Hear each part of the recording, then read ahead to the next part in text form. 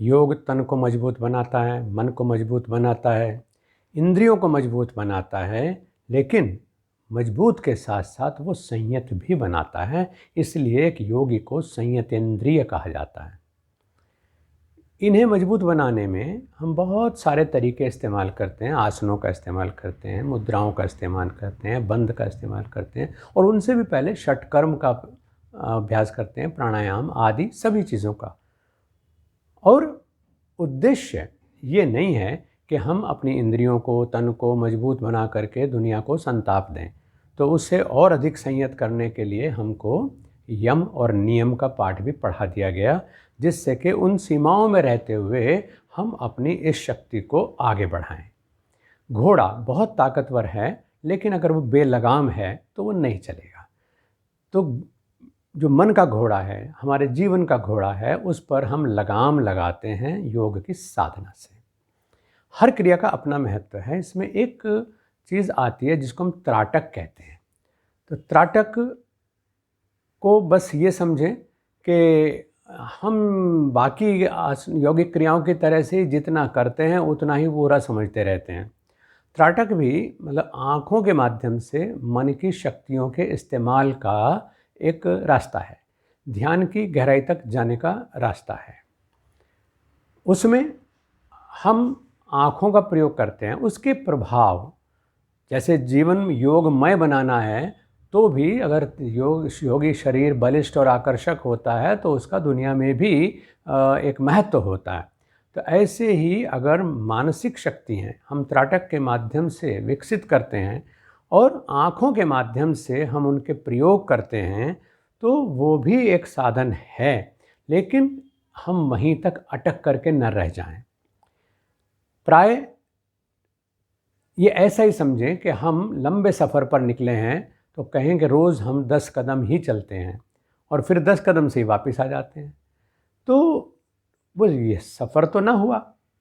लेकिन हाँ, उन 10 कदम चलने का भी एक महत्व है, और वो ऐसा ही महत्व है कि जैसे हम प्रतिदिन का एक नियम ले लेते हैं, उससे जीवन में एक गुणवत्ता आ जाती है। 10 कदम चलने के लिए हम सुबह उठेंगे तो सही, कम से कम घर से बाहर निकलेंगे तो सही, अपना शौच आदि से निवृत्त होकर के तो निकलेंगे, तो सब फायदे तो होने हैं, लेकिन वो पूर्ण सफ़र नहीं है।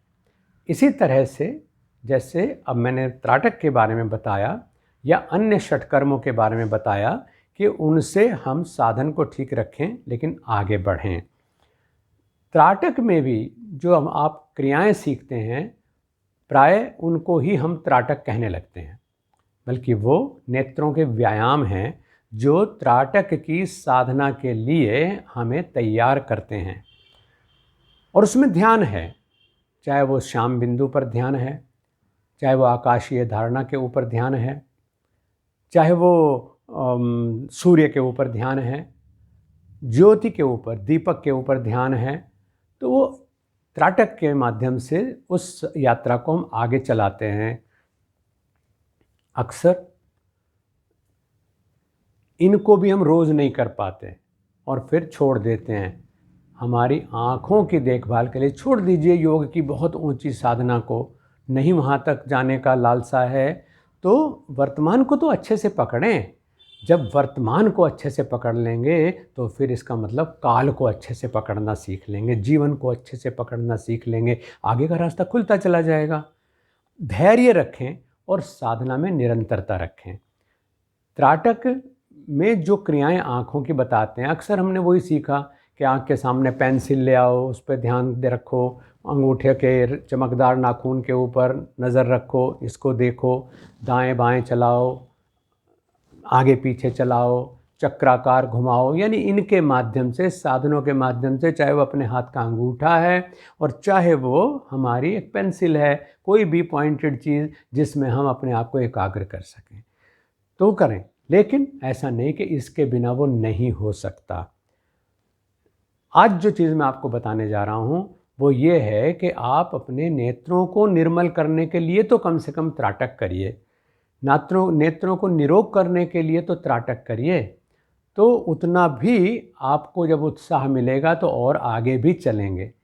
थोड़ा चलें, निरंतर चलें, आगे बढ़ें। अब इसमें हमें क्या करना चाहिए? एक आपके ही शरीर की उपज है जिसको आप लार कहते हैं, सलाइबा, जिसके बिना आप पाचन ही नहीं कर सकते, जिनके बिना भोजन का रस बनना कठिन हो जाता है। यानी अपने शरीर के अंदर मेडिकल साइंस की दृष्टि से भी ये जो सलाइबा है, लार है, ये इतनी महत्वपूर्ण चीज़ है कि इसको किसी दवाई से पैदा नहीं किया जा सकता। जो लोग तंबाकू खाते हैं वो थूकते रहते हैं, गुटखा चुटकी जो कुछ भी होता होगा, तो उससे अपना ये थूक के माध्यम से लार चली जाती है, वो अमूल्य लार जो कहीं दवाई से पैदा नहीं की जा सकती। तो इसका ही उपयोग है हमारी परंपरा में। लार से हम आँखों को निरोग रख सकते हैं। आपने देखा बिल्ली कितनी सुंदर है, कैसी साफ़ सुथरी रहती है। मैंने एक दिन देखा, वो धूप में सर्दी में भी बाहर निकल कर के आई और बैठ गई और अपने ही गद्दी जैसे हाथों में लार लगा लगा कर के अपनी आँखें, अपना चेहरा वो साफ़ करती रही। इतना सब गुण है इसके अंदर है। ये आँखों को निर्मल करती है लार, ये हमारे जो गुल्म हो जाते हैं शरीर में उनको ठीक करती है लार, जो गुम चोट लग जाती हैं उनको ठीक करती है लार। और हम तो क्योंकि पढ़े लिखे हैं, मेडिकल साइंस पढ़ गए हैं, तो हम उस पर रीजनिंग के साथ करने लगे हैं। जितने जीव जंतु हैं वो सारे जहाँ जहाँ उनकी जीभ पहुँच सकती है वहाँ वहाँ के रोगों को वो बिना मेडिकल असिस्टेंस लिए अपने थूक के द्वारा ही ठीक कर लेते हैं। आप इसका प्रयोग आँखों में ज़रूर करिए, मैं तो करता हूँ। और इतना अच्छा नियम है जो आप धारण कर सकते हैं कि सुबह उठ कर के जैसे ही आप अपने बिस्तर पर बैठे हैं, जल्दबाजी कुछ होना ही नहीं चाहिए, क्योंकि आप व्यवस्थित हैं, योगी हैं, आपके पास आपका अभ्यास क्रम, नियम क्रम है जीवन का। तो आप बैठिए और भगवान का ध्यान किया, माता पिता को प्रणाम किया मन से, और सबसे पहला काम अपनी बासी लार को अपनी अंगुली पर यहाँ थोड़ा सा लीजिए जीभ से, और लेने के बाद अपनी आँख को ऐसे करके जैसे आप काजल लगाते हैं ऐसे निचले पलक के अंदर लगा लें उसको। थोड़ी सी हल्की सी चिरमिराहट लगेगी, ऐसे ही उसको फिर थोड़ा झपकिए और फिर दूसरी आँख के लिए फिर से अपनी जीभ से लार लीजिए और ऐसे ही थोड़े नीचे की पलक को खींच करके उस पर अंजन की तरह से इसको लगा दीजिए, आँखों को झपकिए। अब इसका इवन डिस्ट्रीब्यूशन शरीर में, आँखों में हो जाए, इसके लिए थोड़ा सा इसको 5-7 बार झपकाने के बाद फिर बंद आँखों से, मैं ये नहीं कहता कि आप खुली आँखों से त्राटक करो, क्योंकि जो त्राटक हम बाहर कर रहे हैं ज्योति के ऊपर, सूर्य के ऊपर, शाम बिंदु के ऊपर, बहते हुए जल के ऊपर, चंद्रमा के ऊपर, पूर्णिमा में, ये सारे त्राटक भी आपको अंततः अंतर त्राटक की ओर ही ले जाने वाले हैं। अगर वहाँ तक नहीं जाते तो काम नहीं चलेगा। तो हम इसमें क्या करते हैं कि आंखें बंद करके जो त्राटक की क्रिया आपने खुली आंखों से सीखी है उसको करते हैं। यानी हाथ भी नहीं हिलाने पड़ते, बैठे हैं और अपनी पलकों को जैसे आप खुली आंखों से खुली रखते हुए और ऐसे हाथ को ले जाते हैं और इसको देखते हैं अंगूठे को, और फिर अंगूठे के साथ ही आंखें वापस आ जाती हैं। फिर आंख बंद की और दूसरा हाथ आगे आ गया। इस अंगूठे को देखते हुए आप बाईं तरफ दूर तक जाते हैं, देखते हैं और फिर इसको वापस ले आते हैं। ये अंगूठा तो सहारा है एकाग्रता के लिए, उसकी वजह से एक निश्चित रेंज तक हम जा पाते हैं, इधर भी रेंज तक जा पाते हैं। तो आप बंद आँखों से ही जब आँखों की पुतलियों को दाहिनी तरफ दूर तक ले जाएंगे और फिर इसी हिसाब से वापस ले आएंगे। फिर ऐसे ही बाईं तरफ दूर तक ले जाएंगे, आँखों को पता चलेगा क्योंकि अंदर लार लगी हुई है। तो उसके बाद फिर वापस ले आएंगे। इतना करने के बाद फिर दोनों पुतलियों को आँखों के नाक के नज़दीक लाएंगे, यानी इस कॉर्नर में ले आएंगे आँखों की पुतलियों को, और फिर ऐसे ही जैसे सामने देखने के लिए आँखों को दिशा बदल जाती है, यानी स्ट्रेट हो जाती हैं, उस तरह ले आएंगे। ये वाला जो मूवमेंट है आँखों का, ये आप करेंगे। इतना करने के बाद बंद आँखें, ये सब काम बंद आँख में ही करना है। बंद आँख में ही अपनी पुतलियों को आप ऊपर की तरफ ले जाएं, यानी जैसे कि खुली आँखों से ऊपर देखता हूँ ऐसे देखें, फिर ऐसे ही नीचे देखें जैसे कि मैं ज़मीन तक देख रहा हूँ, ऐसे देखता हूँ, तो ये बंद आँख से देखना है।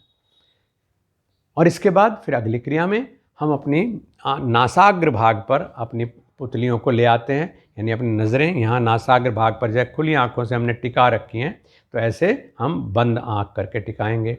और फिर नीचे देखते हुए बाईं तरफ से ऊंचा ऊंचा ऊंचा उठाते हुए बिल्कुल सेंटर में आकाश की तरफ देखें, और फिर दाहिनी तरफ घुमाते हुए नीचे नीचे ज़मीन तक सामने अपनी नज़रों को ले आएं और फिर अपनी नासाग्र पर ले आएं। यानी बंद आँख से खुली आँख वाली प्रैक्टिस करनी है, ये समझ लीजिए।